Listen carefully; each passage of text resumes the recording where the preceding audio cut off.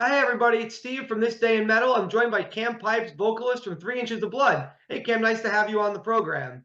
Thanks for having me. Wanted to start. Welcome back. Very exciting news when you guys regrouped and started playing some shows. I wanted to start with the January show at Commodore in Vancouver. How did it feel to get back on the stage? By the time we got up there, it it was kind of like riding a bike again. We did a lot of preparation and planning to go into it, and even though it had been so many years since we'd all been up there together, I think the adrenaline was just and the energy and positivity was just so high that it was like, wow, this is where we belong. That's kind of how I felt once with getting back up there. Did Um, you did you the choose Commodore? I know you're from that area. Did you choose Commodore because I think it was the last show you played in maybe in 2015? Was it some sort of symbolic aspect to that? Yeah, I think all of us who are live in Vancouver, or and have either some of the guys, not myself necessarily, but some of the other guys like grew up in the area. So, um, but all of us who've lived here for long enough have been going to shows at the Commodore, and it's really the best venue in the city. And it's such a great venue that we've seen so many amazing shows at, and have played a lot too. That we felt like, yeah, this is the most appropriate place for us to come back to. It's just a special venue. I've talked to other bands over the years who reference the Commodore as like a place that they've always liked to play when they're on tour as well. So, it was a no-brainer for us. Is that a venue you've played the most, like because of the local location? I guess in the past bunch of years, yeah, like we've certainly played other venues in Vancouver over the years, but the Commodore is one that we've been back to several times, whether uh, we've been headlining or even as early as like 2004 when we were really kind of just making a go of it, and we opened for Strapping Young Lad when they were doing their DVD filming show, and it's just got that vibe. It's almost 100-year-old venue, but it doesn't really feel like that when you're in there. Other than like you feel like the history of all the bands that have played there over the years, because there's reminders everywhere of who's played there, and it's always just been such a memorable place for me. Who did you see there growing up then? Like what show is that one of your big places to I go? didn't grow up there, but since I moved to Vancouver about 20 some years ago, I started going to shows there, and everything, the sound, um, it's a venue where if you want to get right in the thick of the pit, then you can, or you can kind of go off to the side and just kind of hang, and just the sight lines, and then everybody being on stage as well. It's like it's just so comfortable, a comfortable place to be. It's just got that kind of magic, I think. You mentioned a little earlier 2004, the 20th anniversary of Advance and Vanquish. Was that I know you're celebrating that album. You play the majority of that album as the show so far. What led you, other than the anniversary, what led you to decide to get back to celebrate that great record? Um, well, it's funny, like when we finally decided, okay, yeah, let's do this again. Like let's do a reunion. We weren't even thinking about the 20 years of Advance and Vanquish at first. It was just sort of a happy coincidence, but we figured, hey, why not acknowledge that? Because that was the record. It was our first record on a major label, and it was the first record that really kind of exposed people to us on a larger scale. We've got some memorable songs on there that I think a lot of people references, songs that they first heard when they heard us. So it made sense. Like let's celebrate this record. It represents a time in our history that the band was going through a lot of changes, and whether it be like people leaving the band, or that's when we really started touring heavily, and some of the opportunities were just we were really getting used to being like a full-fledged touring band. So that was kind of, in a lot of ways, that was really the catalyst for what the band would be like, in the coming years after that. There's so many great songs on that album. For me, Premonition of Pain. I mean, Deadly Sinners is I think maybe the song most people know. But Premonition of Pain is incredible. So I was very excited to see that was in the set list from the recent shows. What as far as the set list is concerned, set list choices. I know it looked like it was very heavy on Fire Up the Blades and Advance and Vanquish. What led you to set list choices? I mean, those are two great albums, but was there anything in particular that you wanted to highlight other than the anniversary?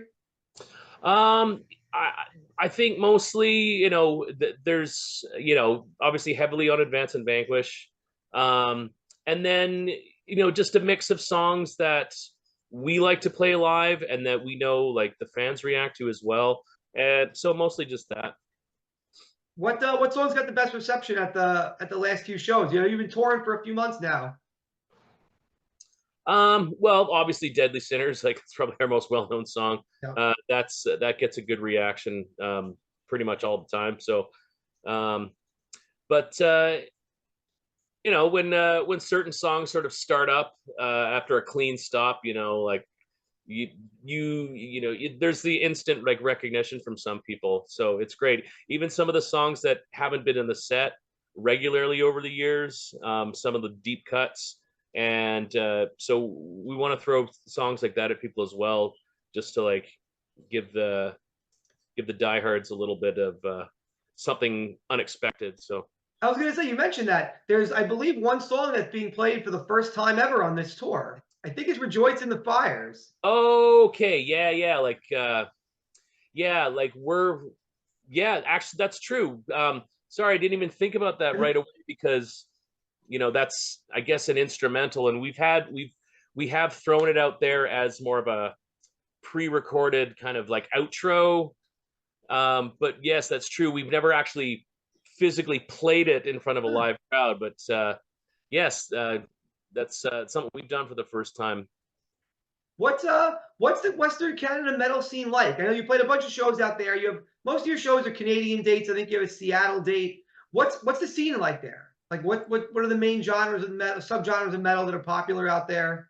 It's a big country. And we're pretty spread out. So um, I think every town's got its own thing going on. I know there's bands that we're going to be having play, regional bands that are going to be opening for us in like Toronto and Montreal, and then later on this year in Calgary and Edmonton.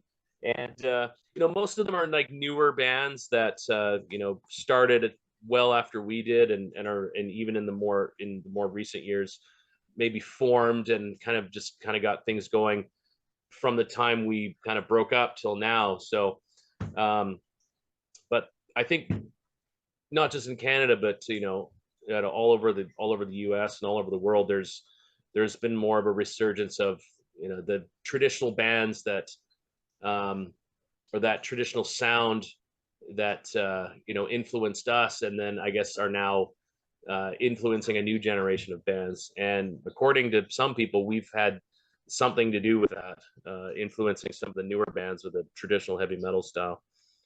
I could see that because you fuse like you said, the classic, the new wave of British heavy metal with a more modern sound, both from the vocals and the songwriting.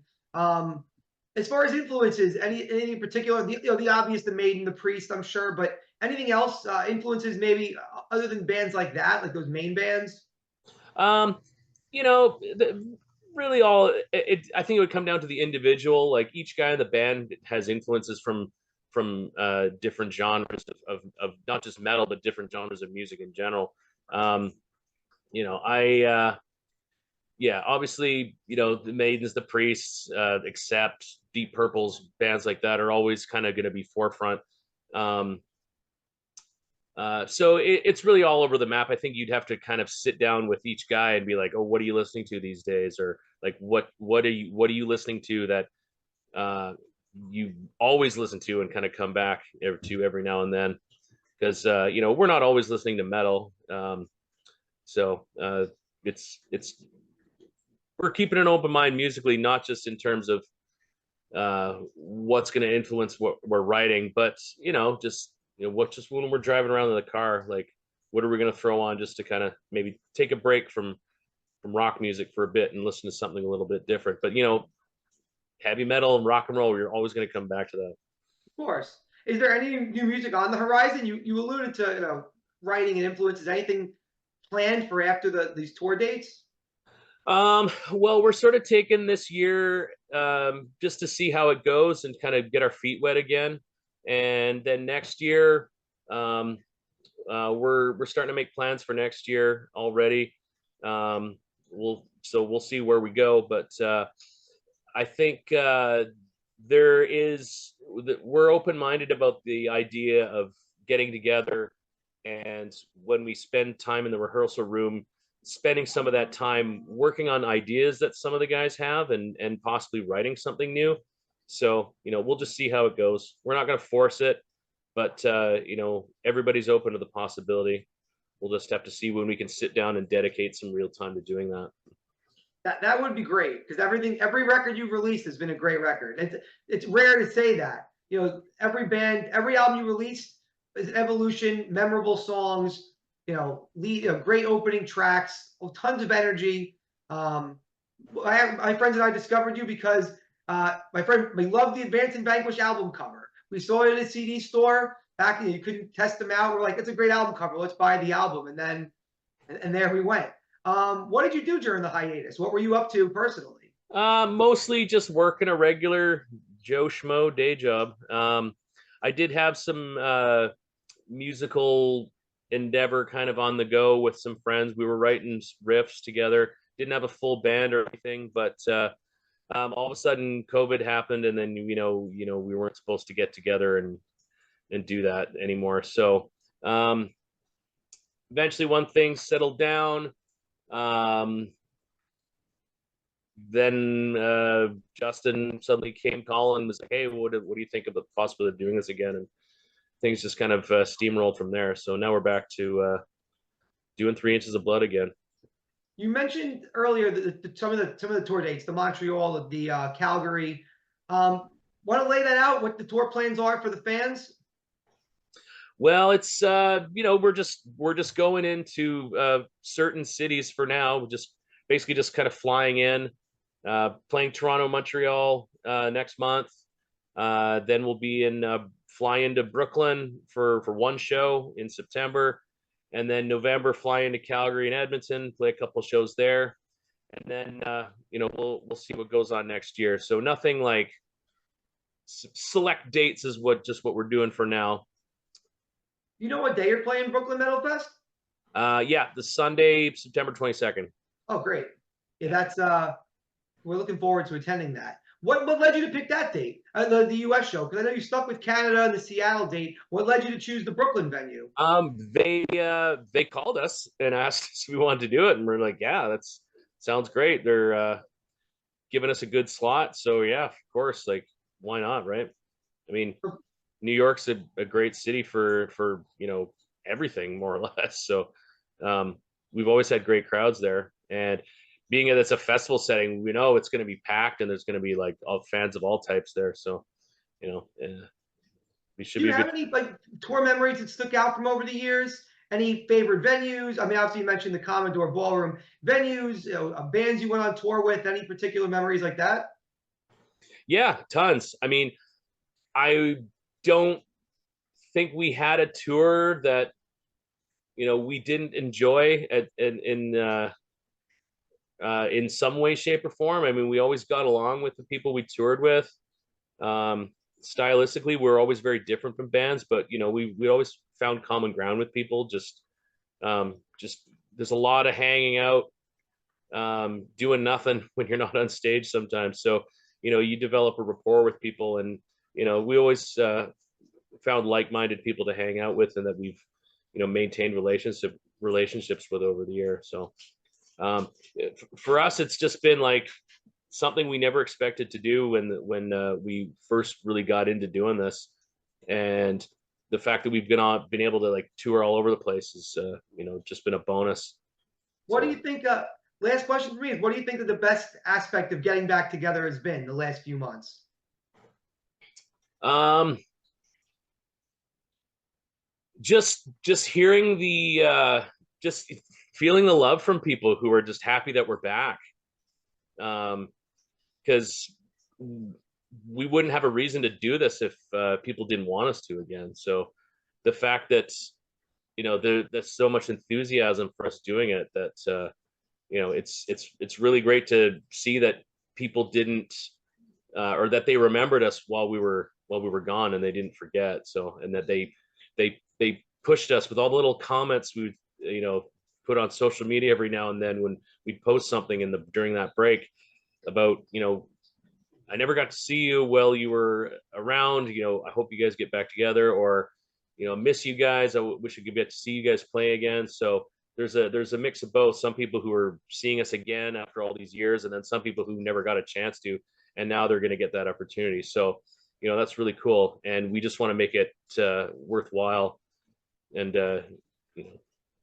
make sure that they see a good show when they finally get to see us again, or see us for the first time. I was one of the best metal news of the year, rock metal news of the year. Here you guys got back together and started playing again. So I'm very excited about it. I appreciate your time tonight, and it's great having you on the program. And we will see you in Brooklyn in September. Sounds great. Thank you very much. Hey, thanks so much, Cam. Have a nice night. You too.